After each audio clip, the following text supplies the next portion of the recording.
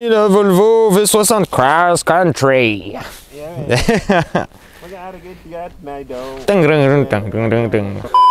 Salut à tous les amis, j'espère que vous allez bien. Bienvenue au Billet Auto. Aujourd'hui, on sort un petit peu du registre des SUV qu'on a l'habitude de vous proposer et on revient dans le registre du break surélevé que je vous ai proposé avec la All Road il n'y a pas longtemps, mais là avec une belle alternative, un truc. Vous allez voir, j'adore cette voiture, c'est la Volvo V60 Cross Country.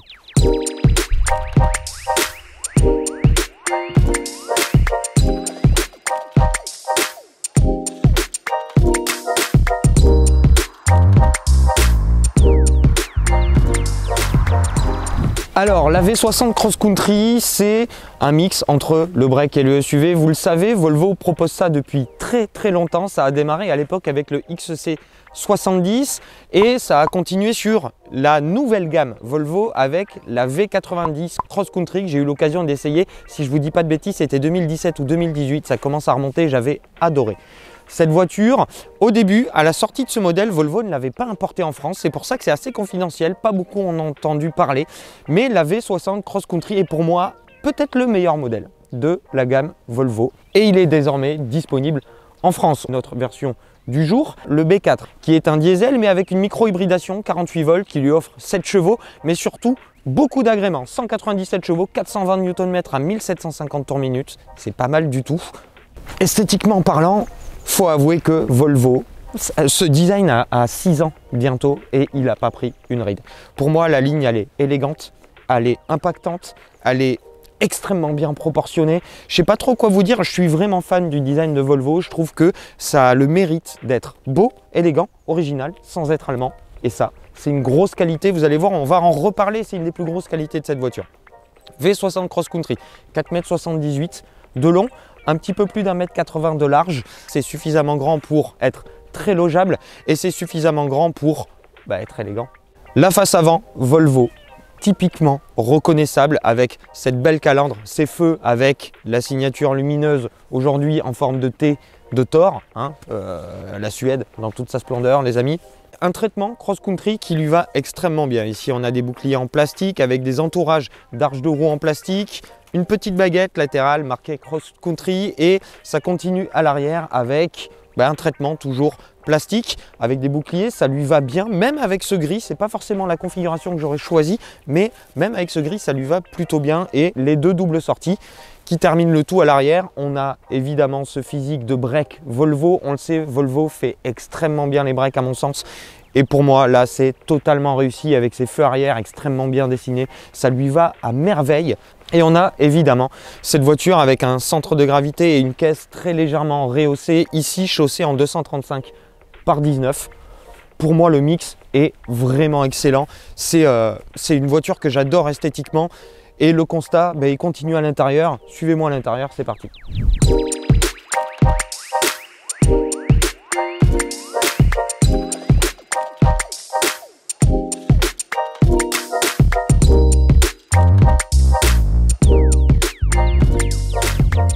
Alors à l'intérieur de cette V60 Cross Country, pas de grosse surprise si vous êtes habitué aux intérieurs Volvo. On a vraiment cette planche de bord qui est reconnaissable entre mille, que cette V60 partage avec son frère SUV XC60 avec un design pour moi extrêmement réussi. Vraiment, on a quelque chose de beau, de différent, de très qualitatif, de super élégant. C'est vraiment ce qui prédomine en fait sur les productions Volvo aujourd'hui, c'est élégant. C'est très bien fabriqué, on a une belle qualité perçue. On a donc ici en plus des plaquages en bois qui sont juste magnifiques, du bois brut avec le veinage comme ça là, oh là là, c'est bien fait, on aime. Et le traitement Volvo avec ses aérateurs verticaux et cet écran vertical. Si vous n'avez pas l'habitude de Volvo, vous allez mettre un petit moment à vous y faire en termes d'ergonomie. Si vous avez l'habitude de la marque comme moi, au final, on finit par s'y faire. C'est pas ce qu'il y a de mieux au monde en termes d'ergonomie, mais on finit par s'y faire et c'est plutôt agréable à utiliser, sachant que c'est de plus en plus réactif avec l'avancée dans la gamme. Le XC90 avait quelques latences, avait quelques soucis là-dessus. Maintenant, avec les derniers modèles de la gamme, c'est sans souci. On a ce beau volant devant nous et on a des plastiques qui sont d'excellente qualité. On a pas mal de plastique, mais ils sont vraiment d'excellente qualité. On a des très beaux ajustements, on a une belle moquette ici, on a une superbe sellerie avec ces sièges qui sont, mais alors, somptueux. Que ça soit en termes de design ou en termes de confort. Je le répète, Volvo développe ses sièges avec des ostéopathes et ça se ressent. En plus ici, sur notre modèle, en option, ils sont chauffants, ventilés et massants. Oui monsieur, quand vous faites des longs trajets, vous êtes vraiment au top dans cette auto. Et on a les petites touches d'alu ici qui vont de pair avec le système audio Bowers & Wilkins. Super restitution, on le sait. En plus, la voiture est très bien insonorisée, donc ça vous aide à avoir votre cocon. On est dans un cocon. De la technologie, on a une instrumentation digitale devant les yeux, on a, comme je vous disais, cet écran et on a ce qui est disponible aujourd'hui dans les véhicules premium, tout ce qui est régulateur adaptatif, maintien dans la voie, etc. Ça marche de mieux en mieux. Ici, sur cette V60 Cross Country, j'ai absolument eu aucun souci, ça marche parfaitement bien. Et on a pas mal de rangements, on a des gros bacs de portière, on va avoir des rangements ici avec la recharge à induction, on a un rangement ici, un grand vide-poche avec le câble pour CarPlay. Malheureusement, à aujourd'hui, sur cette version, on attend la mise à jour, mais on n'a pas encore CarPlay sans fil. En revanche, CarPlay fonctionne plutôt bien. Et on est extrêmement bien à l'avant, on a beaucoup de place, on est parfaitement installé. Et à l'arrière, c'est un petit peu pareil. On a pas mal de place pour 4, c'est très bien. Tunnel de transmission, c'est une 4 motrices, donc le passager du milieu sera un petit peu moins à l'aise, mais c'est quand même largement suffisant pour voyager loin et longtemps en famille, sans oublier le coffre qui fait entre 530 litres et 1440 litres. Et on n'a qu'une envie, c'est de prendre la route, loin et longtemps. D'ailleurs, on prend la route, on en rediscute. C'est parti.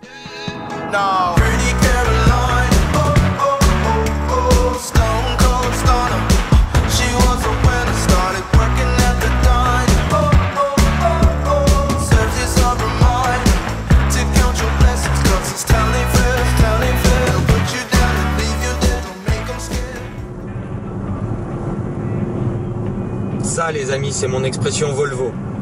Mon expression Volvo parce que je suis bien dans la voiture, c'est vraiment ce que je vous disais tout à l'heure, ce qui prédomine chez Volvo et ça vaut aussi clairement pour cette V60 Cross Country.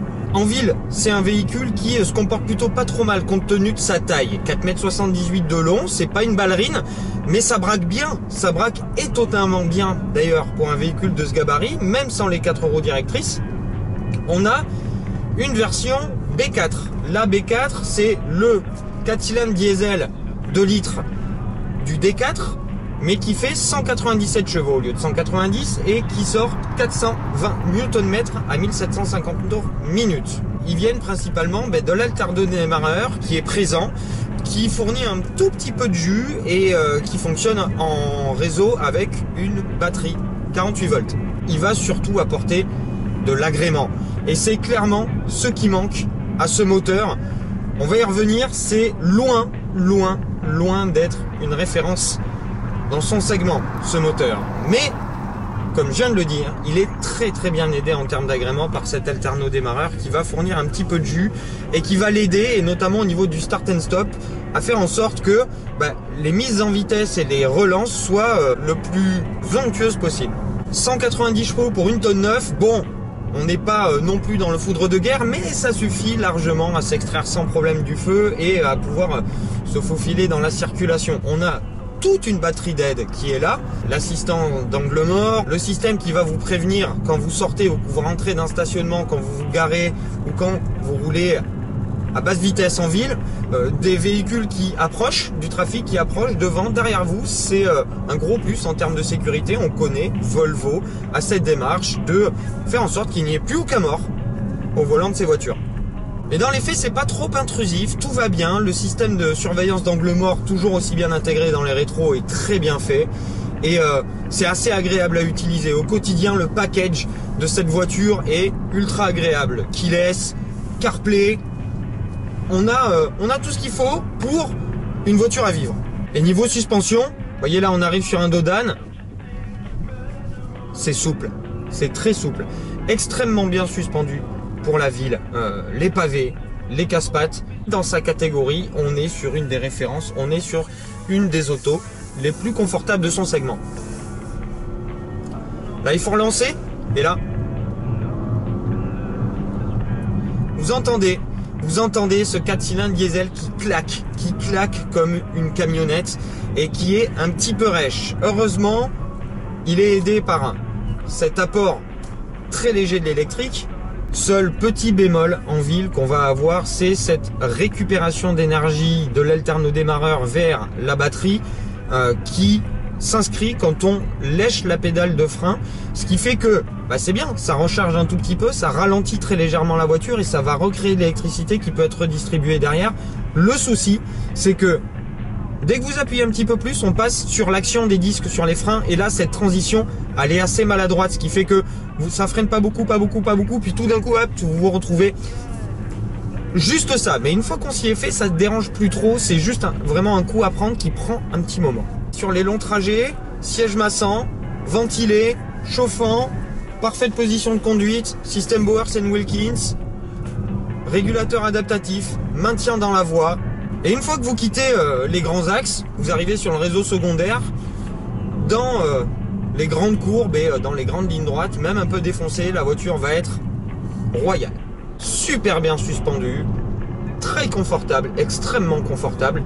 Vous avez un dépassement à faire, pas de souci.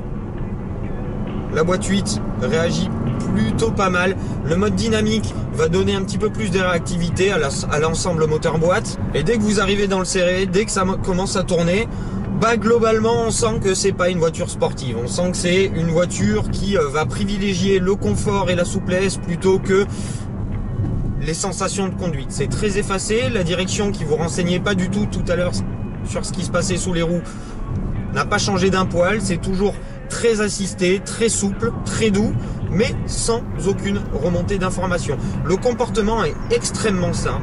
Vous allez pouvoir passer assez rapidement quand vous regardez le compteur en termes de vitesse de passage, même dans le serré, mais vous vous rendez compte que la voiture vous dit non, pas plus, ça sert à rien.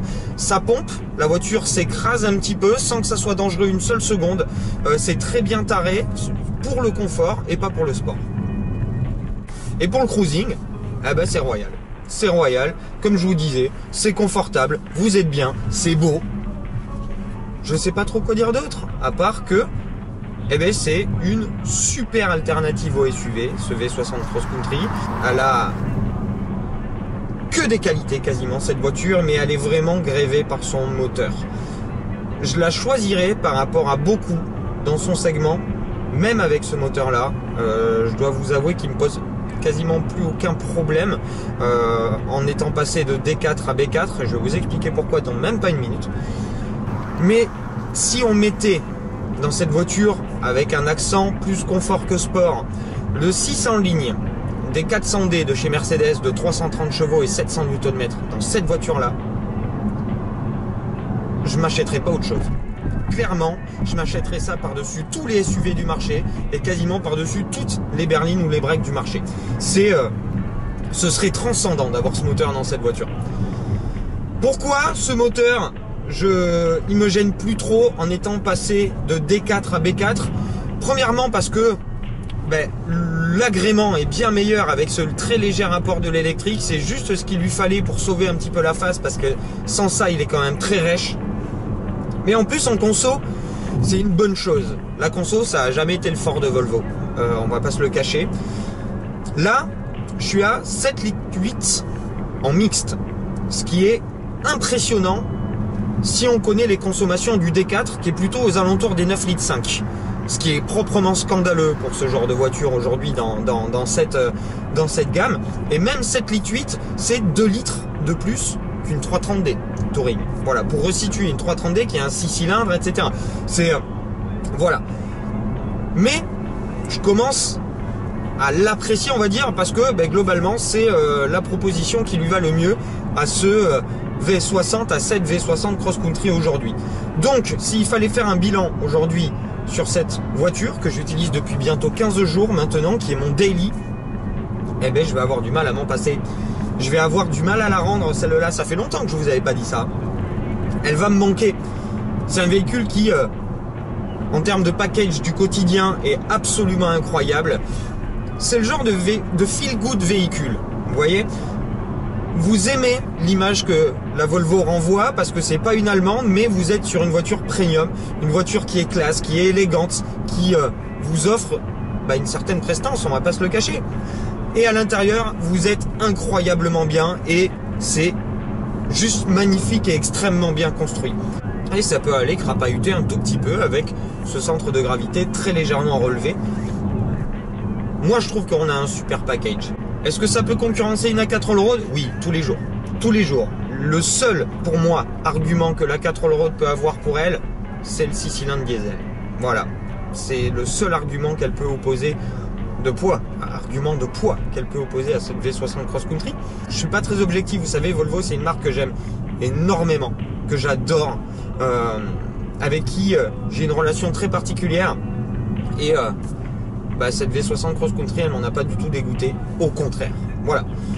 J'espère que vous avez aimé cet essai, pas très objectif les amis, mais si vous avez des questions et si vous avez besoin que je vous parle de manière un petit peu plus posée, avec un petit peu plus de recul de cette auto, n'hésitez pas à me laisser des commentaires, à me dire ce que vous en pensez. Si vous avez aimé cet essai, n'hésitez pas à mettre le petit pouce, à vous abonner si c'est pas déjà fait. N'oubliez pas la petite cloche, ça peut être très cool.